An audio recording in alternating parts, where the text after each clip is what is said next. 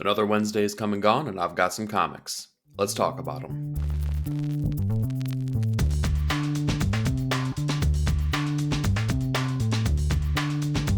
Hey, welcome to 9 Panel Grid.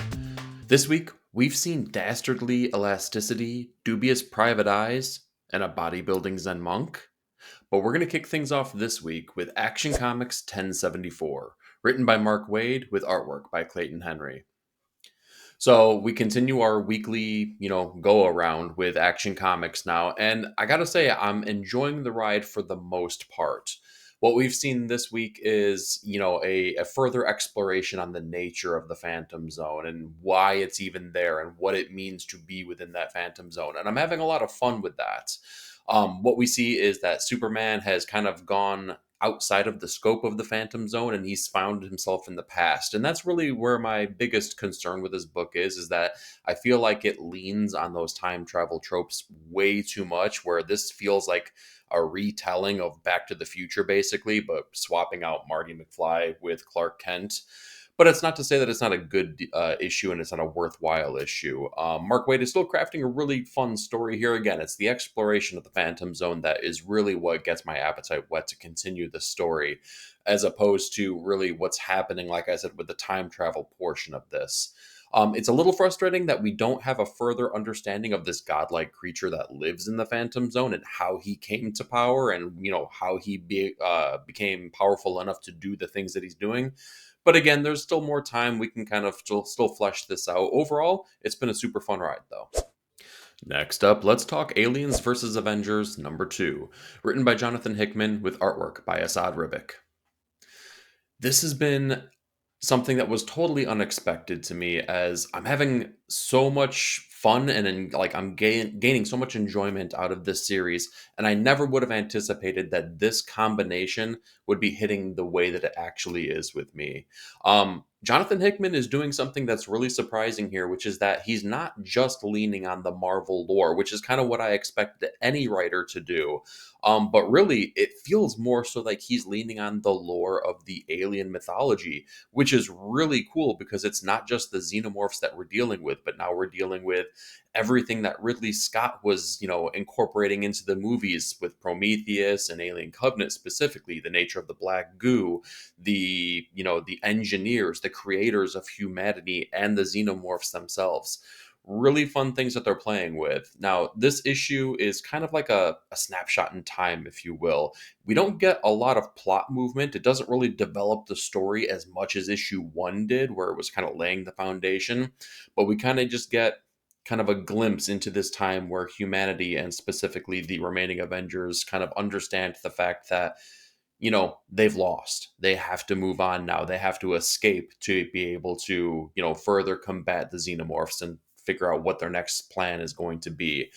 So again, it doesn't push the plot forward, but it gives you enough to kind of keep you enticed and coming back for more. So overall, again, Aliens versus Avengers, surprising, but totally worthwhile. All right, let's talk Batman 154, written by Chip Zdarsky with artwork by Carmine Di Giandemencio. I've been overall kind of disappointed with Batman, especially recently. When Chip was announced as the writer of the new of the series, when he left Daredevil, I was extraordinarily excited. I felt like he was the perfect fit, and for a while he was. But my interest with Batman proper has waned month over month over month with the artistic changes that were happening, some of the choices with storyline that were happening. There's, I don't know, interesting things that are going on here, but the exploration leaves the character of Batman and the character of Bruce feeling a little bit off. For the greatest detective in the world, it seems like he's stumbling over his own feet trying to figure out what's actually happening here. The mystery also doesn't necessarily make sense. I like some of the bones of the story. I like the fact that Edward Nigma is kind of like the antagonist and he's taken on this Elon Musk type of role within the storyline and within the world of Gotham. But again, like, I feel like the execution of it is really lacking right now. The artwork was good. I feel like Carmine was a good pitch hitter for Jorge Jimenez. Obviously, he's not going to live up to that standard, but he's way more stylistically in tune with Jorge than other artists have been. So it's a step down, but it's not as jarring as what it could be. Overall, though, I kind of feel like I'm ready for the next creative team to take over. Not necessarily the next one, but the one after that, when we can kind of, get a good long, running point here for a team to take over and tell new creative stories. But as of right now, Batman, a little bit of a letdown. All right, let's talk Conan, Battle of the Blackstone, number 3, written by Jim Zub with artwork by Jonas Scharf. This issue, more than any of the previous issues, show that no one is safe within this series. And that's pretty awesome because a lot of times, especially in comic books with big known properties, you kind of get that sense that everything will work out in the end. It's just a matter of how you get there and how things are made okay. This feels grim. This feels dark. This feels like anything could possibly happen, which, guess what? That makes it so exciting for every single page turn that you get within this series. Um, I like that Jim Zub is playing with some of the other notions of like characters like James Allison too, which is kind of like an anagram for Robert E. Howard himself. So I like that we have a series that is set with all of the Robert E. Howard properties, but they're also pulling in this character that kind of almost acts as the creator of these characters and the person that's pushing the plot forward and telling them where to go and what to do and sometimes what to expect too, with the nature of all of the spiritual and magical and otherworldly things that they're battling. It's really cool. I really like what Jim Zub is doing here. It's a wholly worthwhile trip to be taking. Barbarians get to be barbarians, right? Warriors get to be warriors. They're all going on this adventure together and they're kind of like forming these uneasy alliances. I really think it's a good, worthwhile trip to be taking, and it's a totally fun book. And with our next book, let's talk FML number 1, written by Kelly Sue DeConnick with artwork by David Lopez. This one really didn't hit for me. I feel like this story is definitely a time capsule piece as it revolves around a lot of things that were going on within the last 4-ish years where people were, kind of locked inside. People had to wear masks. There was a lot of natural events that were happening, such as wildfires that are all taking place. Those all take place within this book.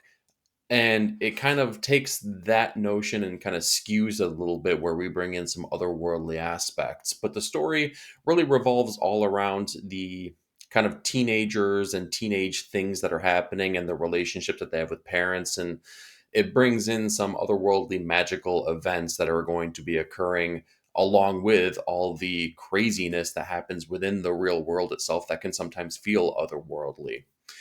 The story kind of feels like it's a lot of different ideas cobbled together. Like, you're kind of just taking puzzle pieces here, puzzle pieces there, but they don't necessarily match up for me 100%. That cobbled nature really kind of resonates and it feels very, I don't know, much present within the book when I was reading it.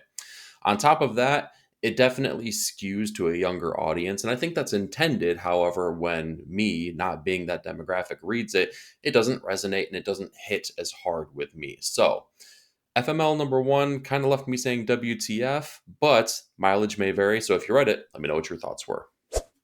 All right, let's talk Gilt Frame number 3, written by Margie Kint with artwork by Matt Kint.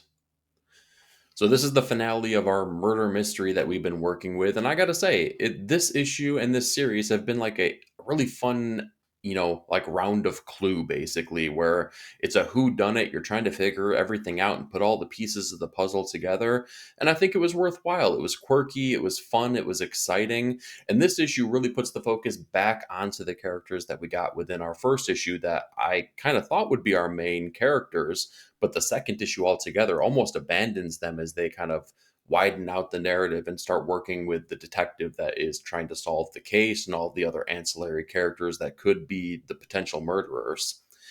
It was fun, it was quirky, it was exciting. I think overall, though, if I'm being honest, this is going to read much better altogether as opposed to issue by issue as I've been reading it, as getting the entire scope of the story in one sitting is going to be, I think, more worthwhile, and it's probably going to be less jarring when you're working with the characters when they get kind of pushed to the side for other characters coming in. It's going to make a heck of a lot more sense, and it's just going to be a more worthwhile journey. So Gilt Frame 3, really good finale, really great ending, and like I said, I think it's going to read better as a trade. Next up, let's talk One for Sorrow #1, written and drawn by Jamie McKelvey. So, right off the bat, let me just tell you, this one's going to take a second. This is a thick, heavy dialogue issue, but it's totally worthwhile when you get into it. The story kind of takes place within three different avenues, as we have a soothsayer, kind of like a seance kind of person that is working with some of the royalty within our time frame and trying to basically swindle them out of some cash. And we're also dealing with barmaids as they're kind of working with the seedy underbelly that come in and they're kind of, funneling money through the bar itself. And then on top of that, we're dealing with the wealthy and, kind of the machinations that they have going on as they're working within the crime syndicates as well. It's a fun issue, but it feels totally disconnected and disjointed at first until you get to the ending, which is a total huge revelation, total cliffhanger kind of ending that makes everything all come together. But again, the journey to get to that ending is going to be it's going to be a little bit, basically. So put the effort in. Make sure you can get to the end of this. Jamie McKelvey's artwork on top of this, since he's the writer and the artist, man, it is fantastic. It's some of the best work I've seen from him recently. His faces are so expressive. The setting is perfect as he's rendering this, late 1800s, early 1900s kind of time frame here. Really fantastic stuff here. It's got a cliffhanger ending. It gets its hooks in you really effectively. So One for Sorrow #1 was totally effective. All right, let's talk Plastic Man No More #3, written by Chris Cantwell with artwork by Alex Linz. So we're continuing our storyline as we're kind of still dealing with Plastic Man as he's looking for some kind of answer, some kind of solution to the fact that he is quite frankly falling apart as the elasticity of himself is kind of just like reached its half-life and now he is falling apart, and his fear for this not just goes to himself but also his son who shares the same powers as he does. So we see Plastic Man kind of lean into his criminal past, and he does some dastardly things that are a little bit unexpected for a heroic character, but desperate times call for desperate measures. I love that Christopher Cantwell can really lean into the feelings, the emotions of this book, as it's almost like he understands that Plastic Man is this comical, humorous character, but he's playing the depressed aspects, right? The sadness of this character up so much. It's almost like you're laughing to stop yourself from crying, basically. It's very effective how he's showing this and how he's bringing it forward. Alex Linz's artwork on this, again, is stunning as well, as he's being able to render these really grotesque and really nasty things that are happening as, Plastic Man is decomposing right in front of our eyes. But on top of that, we also get some of the things that are happening that Plastic Man is putting forth that are really terrible things, right? Alex Linz is rendering those in a fantastic way as well, because Plastic Man isn't letting anything stand in his way to make sure that he can kind of cure himself and cure his son.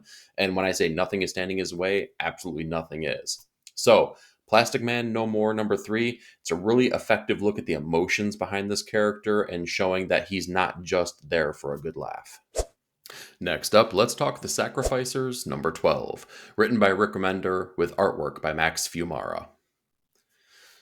This has become one of the most tragic stories that we've gotten in recent comics, as man, every single decision and every single character and all the choices that they make have really just come home at this point, and nothing is safe, nothing is sacred, and nothing goes the way that anyone expects, especially for our main character, Pigeon.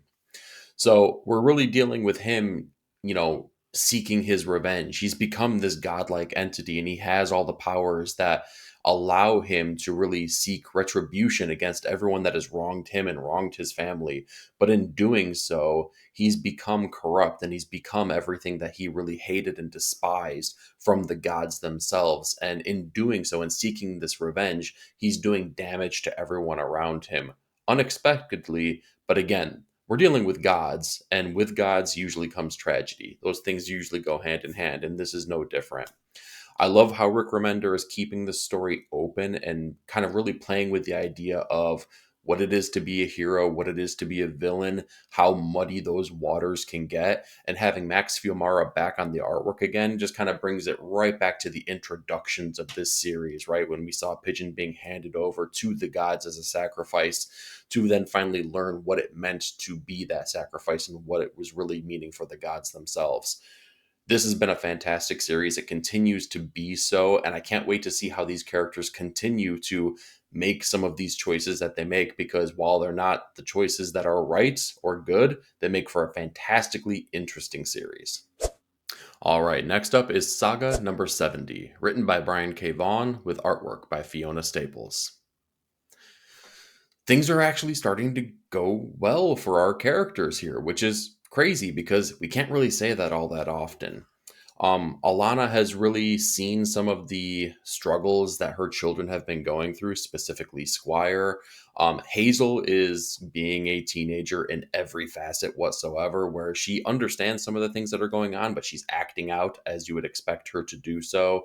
And there's a lot of responsibility that's being taken by all parties here, which is crazy because when responsibilities are taken within this book and people are owning up to their own problems, that's usually a sign that things are going to go sideways here.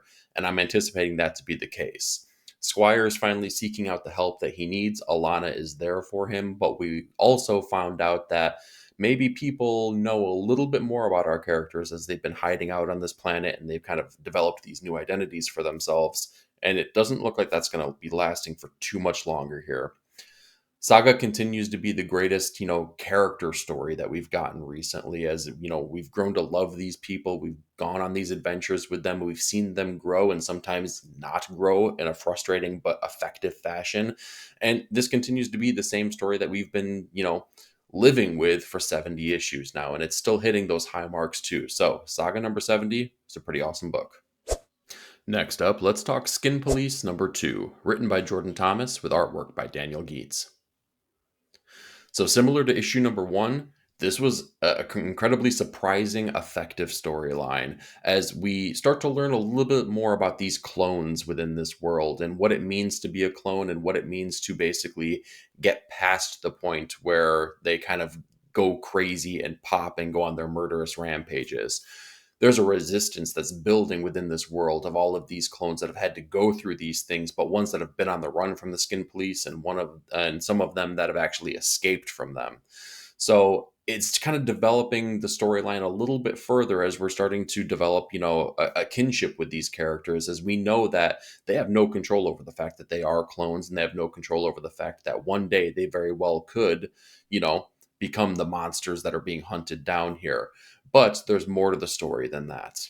On top of that, we still get to spend time with our detective characters too, the Skin Police themselves, as they're hunting down new clones and what that means, and kind of like developing more of the paranoia and more of the big brother aspects of this world, is seeing that it's like a sci-fi tropey kind of world. It's leaning heavily into the ideas of Blade Runner.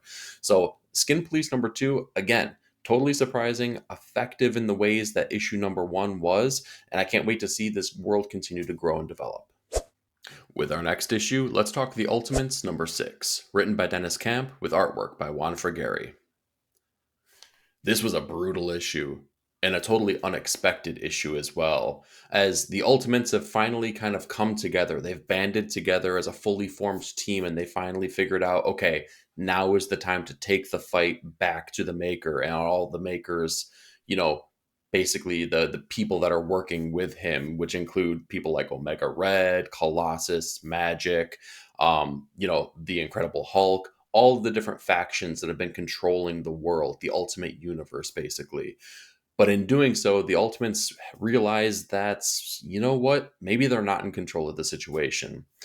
So they are, portaled into this place where the Hulk, who is also the holder of the Iron Fist power, knows exactly what's going on, know that they're going to be coming, and lays them down in epic fashion as each one of the Ultimates are just basically put aside. The fight is brutal in the same ways that you would expect an Incredible Hulk fight to be, albeit much more controlled and much more sadistic in that same way.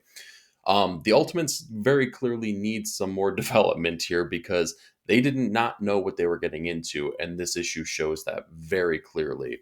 Dennis Camp is again crafting the storyline where not a lot happens in this issue. It is definitely a fight heavy issue. However, I feel like it sets the stage for some of the things that are going to be coming up as we close out 2024 and the first, basically year that we've been living within this Ultimate universe. So I'm excited to see what is coming down the pipeline. This doesn't push the plot forward. However, it does deliver some truly crazy things that are going to impact the universe here for at least the next issues, if not much longer. And with the runner-up this week, let's talk Absolute Superman #1, written by Jason Aaron with artwork by Rafa Sandoval. This issue was maybe a hair less exciting than some of the other Absolute issues that we've been delivered. However, I do think that this was an incredibly effective issue as we get to be presented with like a working class version of Superman.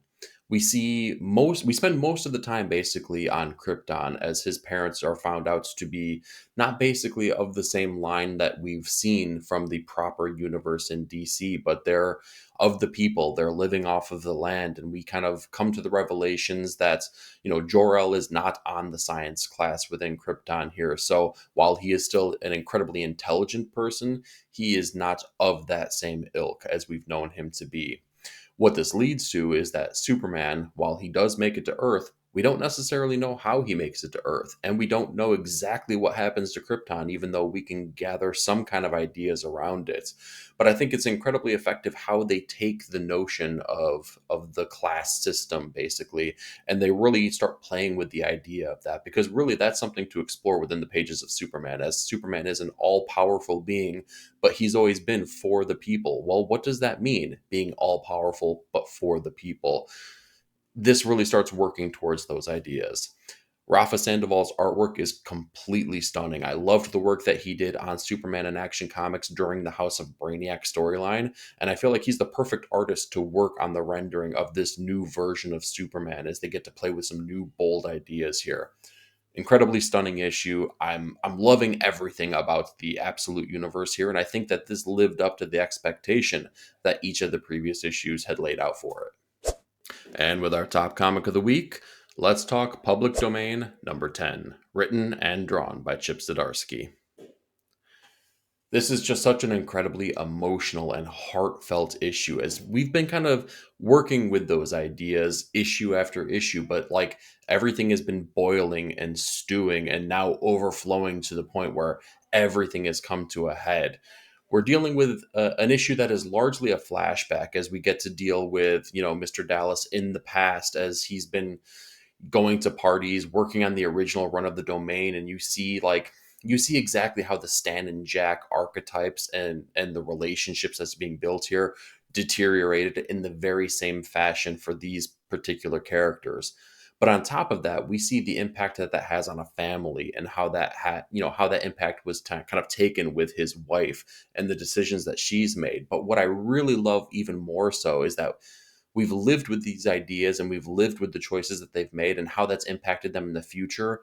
And now we're starting to see the growth patterns from that as, further revelations take place. Again, this is all about the relationships. We get, as comic book readers, we get to spend time within this world, and it's a lot of fun working with the ideas of what it is to be a character creator and some of the hard choices that are made, especially like with us when we talk about comics. We start talking about things like editorial interference and artistic changes and things like that. Those are the fun parts, but what this book is really about is the relationships and the emotion behind those relationships. And this issue is a perfect encapsulation of all of that. This was a great way to end the second arc. I'm going to be disheartened that I'm going to have to take a little bit of time off as Chip finishes up the next arc of this book here. But in the meantime, if you have not read this, pick it up because, again, it is totally worthwhile for the top comic of the week. So that's what I've got for you this week, but I'm more curious. What did you read and what were your thoughts? Do me a favor, like, share, and subscribe, and be part of the panel. Leave me a comment down below. Thank you so much for watching. We'll talk to you next week.